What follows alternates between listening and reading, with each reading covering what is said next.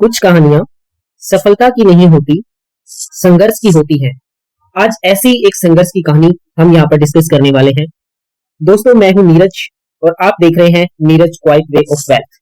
आज हम यहाँ पर डिस्कस करने वाले हैं नीरज की फाइनेंशियल जर्नी, यानी जुलाई 2026 में नीरज की फाइनेंशियल जर्नी क्या रहने वाली है, उसके ऊपर हम आज डिस्कस करने वाले हैं। तो चलिए आगे बढ़ते हैं।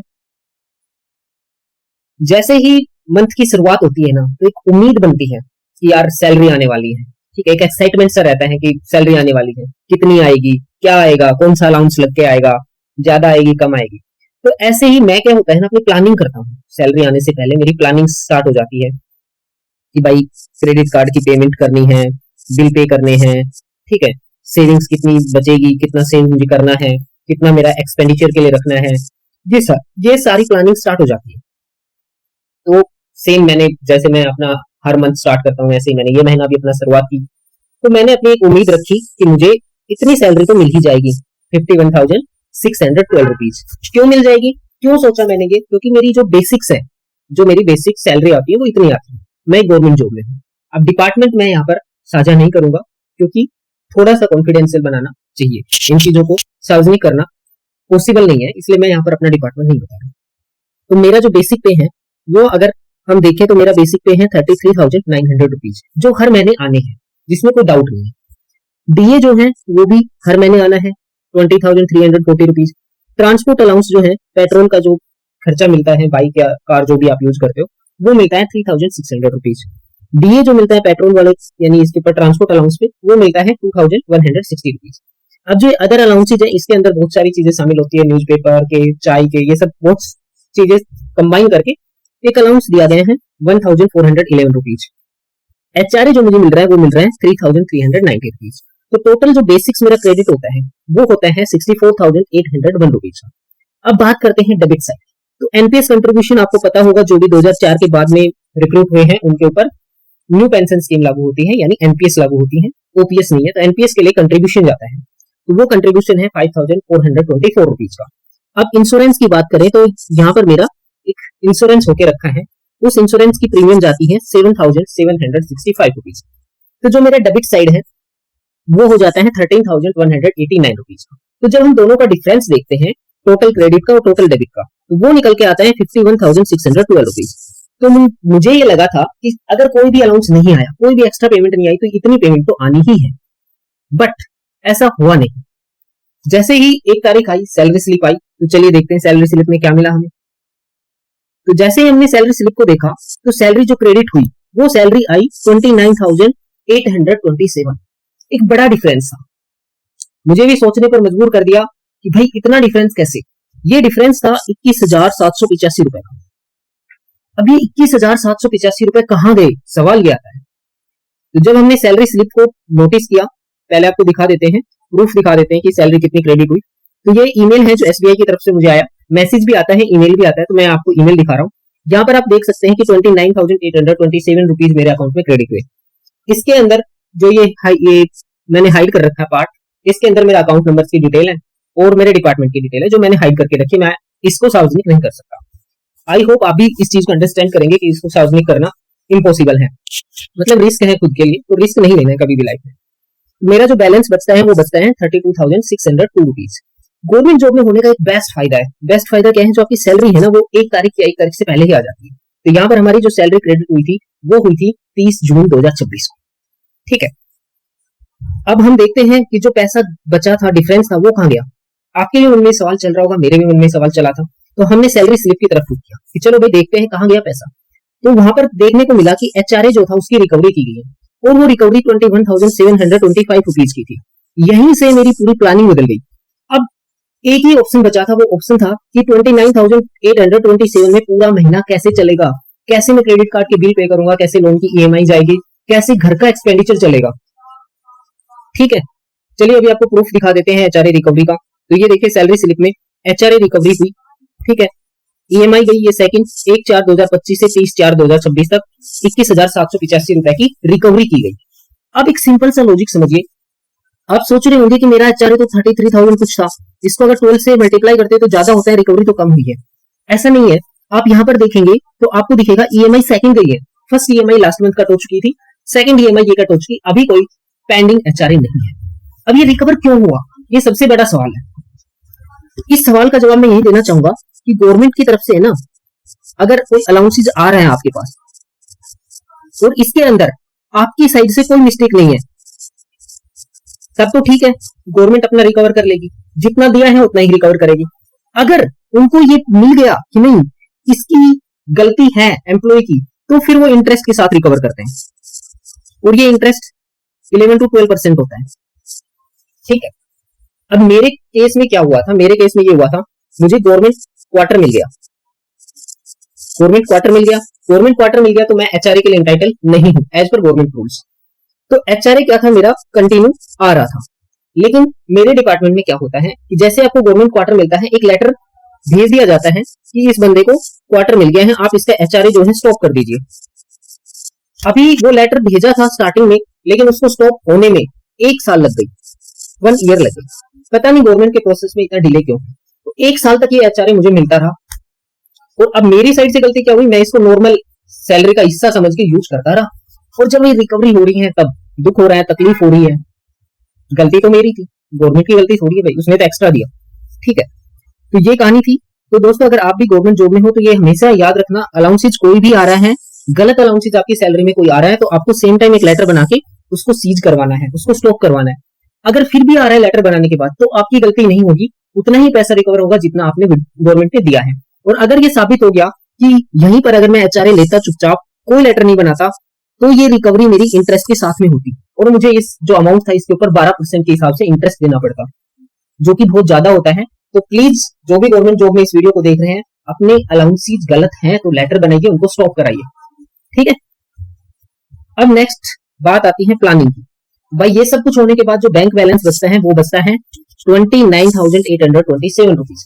अब इसके अंदर मेरे क्या क्या एक्सपेंडिचर थे, भाई घर का खर्चा जो मेरा है वो 10,000 रुपीज पर मंथ है। ठीक है, अब यहाँ पर आपका सवाल आ सकता है कि फैमिली मेंबर्स कितने हैं। तो फैमिली मेंबर्स में मैं सेल्फ और स्पाउस है और एक चाइल्ड है, ये 3 फैमिली मेंबर्स हैं घर में। तो हमारा जो खर्चा है एक्सपेंडिचर वो 10,000 में हो जाता है। ठीक है, अभी क्रेडिट कार्ड की पेमेंट्स है 9,580 रुपीज की। ये कहां से आ गई फिर, जब 10,000 में चल जाता है घर का खर्चा, तो ये क्रेडिट कार्ड का बिल कहां से बना। तो ये क्रेडिट कार्ड का बिल कहां से बना, इसका आंसर है लास्ट मंथ की एचआरए की ईएमआई बन गई थी।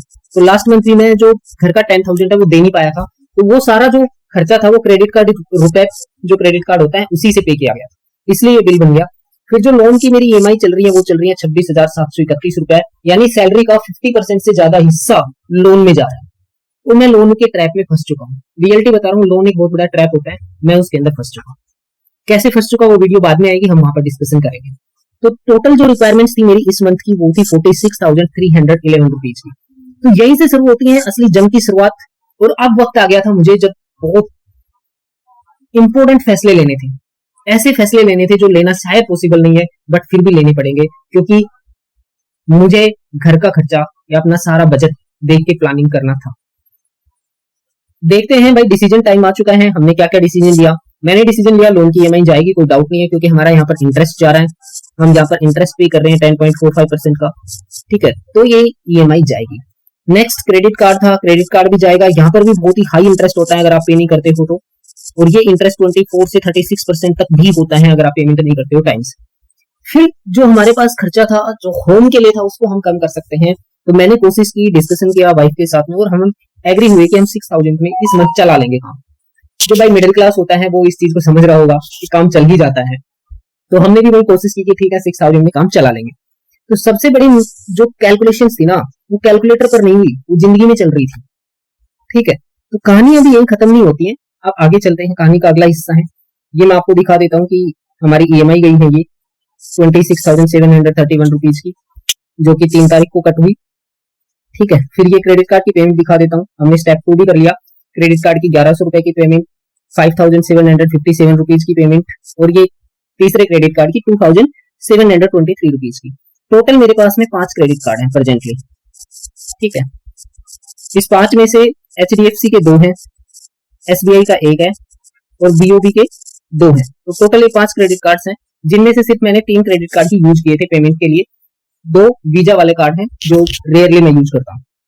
ठीक है, अभी बात आती है, ये 6,000 रुपीज मैंने होम एक्सपेंडिचर के लिए वाइफ के अकाउंट में ट्रांसफर किए हैं, तो वहां से हमारा होम एक्सपेंडिचर का चलता है। घर के खर्चे के लिए मुझे टेंशन नहीं होती, जिस दिन सैलरी आती है उस दिन वाइफ को 10,000 देना है, दैट्स इट, इतना ही है, उसके बाद वो अपने आप रन कर लेते हैं। ठीक है, नेक्स्ट देखते हैं अब हम जुलाई 26 से हमें क्या सीखने को मिला, क्या लेसन हमने यहाँ से सीखा, और हमारे पास जो शॉर्टफॉल हुआ यानी जो 16,000 रुपए कम पड़े वो कहां से आए, तो वो इमरजेंसी फंड से निकाले गए। अब वो कोई रास्ता या जरिया नहीं था, दो ही ऑप्शन बचते हैं, या तो आपके पास खुद का कोई इमरजेंसी फंड में कुछ पैसे हैं तो वहां से निकाल लो, या फिर भाई मंगता बनना पड़ेगा, दोस्तों से मांगेंगे जो अपने ऑफिस में काम करते हैं, दोस्त हैं, कलीग्स हैं, उनसे फिर उधार मांगेंगे, भाई नेक्स्ट मंथ पे करेंगे, यही ऑप्शन होता है मिडिल क्लास के पास, और कोई ऑप्शन नहीं होता। तो मैंने इमरजेंसी फंड से निकाला। आपके पास क्वेश्चन होगा कि मेरे पास कितना इमरजेंसी फंड है, कितनी सेविंग्स हैं, कितनी इन्वेस्टमेंट्स हैं, ये सब आपके मन में चल रहा होगा। ठीक है, तो ये सब नेक्स्ट वीडियो जो आएगी, चैप्टर 2 जो आएगा लोन के ऊपर, उसके अंदर मैं इस सब के ऊपर डीपली डिस्कशन करूंगा। ठीक है, अभी हमें इससे क्या सीखने को मिला, तो इससे जो मैंने लेसन लिया, सबसे बड़ा लेसन मैंने ये लिया कि अगर लाइफ में दोबारा से कोई अलाउंस आएगा मेरे पास जिसके लिए मैं एलिजिबल नहीं हूं, एक्स्ट्रा आएगा गवर्नमेंट की तरफ से ठीक है, तो सबसे पहले मुझे एक्शन लेना है, मुझे लेटर बनाना है उसको स्टॉप करने के लिए, इमीडिएटली बनाना है। जिस मंथ मेरा गलत अलाउंस आया उसी मंथ मुझे वो लेटर बना के भेज देना है। सेकंड चीज, अगर उसको लेटर की भेजने के बाद भी अगर पैसा आता रहता है, क्रेडिट होता रहता है, तो मुझे क्या करना है, उसको एक दूसरे अकाउंट में ट्रांसफर करना है, और तब तक उस पैसे को टच नहीं करना है जब तक उस पैसे की रिकवरी ना हो जाए, और जिस दिन रिकवरी होगी उतना ही पैसा मुझे यहाँ से वापस अपने सैलरी अकाउंट में लेना है। तो इससे क्या है, मेरी लाइफ जो है वो बैलेंस रहेगी, मुझे एक्स्ट्रा टेंशन नहीं होगी कि एक्स्ट्रा पैसा मैं कहां से लाऊं। ठीक है, ये लेसन मैंने इस जुलाई मंथ की सैलरी ने मुझे सिखाया, बहुत अच्छा लेसन सिखाया, आगे से मैं इसको फॉलो करूंगा। अब सबसे बड़ी कमी पता है क्या है, एचआरए अभी भी स्टॉप नहीं हुआ है, रिकवरी हो गई, अभी जुलाई मंथ में भी एचआरए लग गया है, आपने देखा। अभी डाउट ये है कि नेक्स्ट मंथ की सैलरी में क्या एचआरए आएगा या एचआरए कट हो जाएगा। अगर एचआरए आया तो मुझे फिर इस पॉलिसी के ऊपर जाना पड़ेगा, इस टर्म्स कंडीशन को फॉलो करना पड़ेगा, और सेकंड लेटर भेजना पड़ेगा बना के रिमाइंडर के तौर पर। ठीक है, फर्स्ट रिमाइंडर भेजना पड़ेगा मुझे कि भाई रोक दो, मेरे पास गवर्नमेंट क्वार्टर मिल चुका है, आप मुझे गलत एचआरए देंगे। ठीक है, तो ये लेसन्स मैंने जुलाई मंथ से सीखे। ठीक है, तो अब हम मिलेंगे नेक्स्ट चैप्टर 2 के अंदर, जहां पर हम देखेंगे इमरजेंसी फंड कितना है, सेविंग्स कितनी है मेरे पास, इन्वेस्टमेंट कितनी है, और सबसे बड़ा इंपॉर्टेंट पॉइंट उसके अंदर होगा लोन, कैसे मैं लोन के ट्रैप में फंसा और मैं एक बहुत बुरे जाल में फंस चुका हूं, और अभी मैं इस जाल को तोड़ के बाहर निकलना चाहता हूं, मैं इससे बिल्कुल ही एग्जिट आना चाहता हूं। ठीक है, तो लास्ट में यही बोलूंगा भाई, कुछ कहानियां सफलता की नहीं होती, संघर्ष की होती हैं। मेरी कहानी भी एक संघर्ष से भरी हुई कहानी है। एक चैप्टर पूरा हुआ, मैं हूं नीरज, मिलते हैं अगले चैप्टर में। तो इससे पहले मैं आपको बताना चाहूंगा कि यहाँ पर इस वीडियो को शायद बहुत बड़े जो इन्वेस्टमेंट या फाइनेंस में अच्छी नॉलेज रखते हैं वो लोग भी देख रहे होंगे, तो उनसे यही है, आप कमेंट करके सजेशन दे सकते हो कि नीरज आपको यहाँ ये गलती हुई है, इसको आप इस तरीके से बेटर कर सकते थे। भाई मोस्ट वेलकम है, आप दोस्त भाई जैसे भी आप सलाह दोगे मैं लेने के लिए रेडी हूँ, क्योंकि मुझे अपना जो अब तक की जो मेरी सर्विस है वो पूरी लोन के ही ट्रैप में चली गई। नेक्स्ट वीडियो में आप देख सकते हैं उसको। तो अगर आपको लगता है कि नीरज नहीं तूने ये गलत डिसीजन लिया, इसकी जगह तू ये ले सकता था तो शायद बेटर होता, तो मोस्ट वेलकम है, उनका कमेंट्स करके आप हमें बता सकते हैं। ठीक है, आपको वीडियो अगर अच्छी लगी है तो प्लीज चैनल को सब्सक्राइब कर देना और लाइक शेयर करना, क्योंकि मैं लाइव आपके साथ ही हर चीज का प्रूफ देके यहाँ पर लोन का जो ट्रैप है उसको तोड़ के बाहर निकलूंगा, और उस ट्रैप के बाद एक अच्छी वेल्थ यहाँ पर मैं बनाने वाला। ठीक है, लास्ट में भाई डिस्क्लेमर बहुत जरूरी है, बहुत इंपॉर्टेंट पार्ट है ये चैनल का। तो इस चैनल पर जो भी इंफॉर्मेशन प्रोवाइड की गई है वो सिर्फ और सिर्फ एजुकेशन और एंटरटेनमेंट पर्पज के लिए है, ये किसी भी प्रकार की फाइनेंशियल एडवाइस नहीं है। मैं यहाँ पर अपनी पर्सनल स्ट्रेटेजी और अपना पर्सनल एक्सपीरियंस शेयर कर रहा हूँ, तो ये प्लीज अपने माइंड में सेट कर लीजिए कि आपका अपना फाइनेंशियल डिसीजन है, वो आपको खुद लेना है या फिर किसी प्रोफेशनल फाइनेंशियल एडवाइजर से लेना है। यहाँ पर मैं क्लियर कर दूं, मैं कोई भाई रजिस्टर्ड फाइनेंशियल एडवाइजर नहीं हूं, मैं एक मिडिल क्लास लड़का हूं जो जंग लड़ रहा है अपने लोन के ट्रैप से निकलने के लिए। ठीक है, तो मेरी कोई रिस्पॉन्सिबिलिटी नहीं रहेगी भाई आपके प्रॉफिट लॉस के लिए। ठीक है, इस चैनल पर जो भी इन्वेस्टमेंट्स दिखाई गई है उनमें मेरा पर्सनल इन्वॉल्वमेंट है, मेरा बेनिफिट है, फायदा है मेरा, तो प्लीज उनके अंदर आप इन्वेस्ट ना करें। ये चैनल और इससे जो भी जुड़े लोग हैं, अभी कोई लोग नहीं है, मैं अकेला हूं, आगे फ्यूचर में अगर टीम बनती है तो कोई भी आपके किसी भी प्रकार के लॉस और लीगल मैटर के लिए रिस्पॉन्सिबल नहीं है। ठीक है, तो चलिए बाय बाय, मिलते हैं नेक्स्ट वीडियो में। लोन के ट्रैप को तोड़ेंगे कैसे, उसके लिए प्लानिंग करेंगे। आपका कोई बेटर सजेशन है, कमेंट है कि लोन के ट्रैप से कैसे निकला जा सकता है, मोस्ट वेलकम है।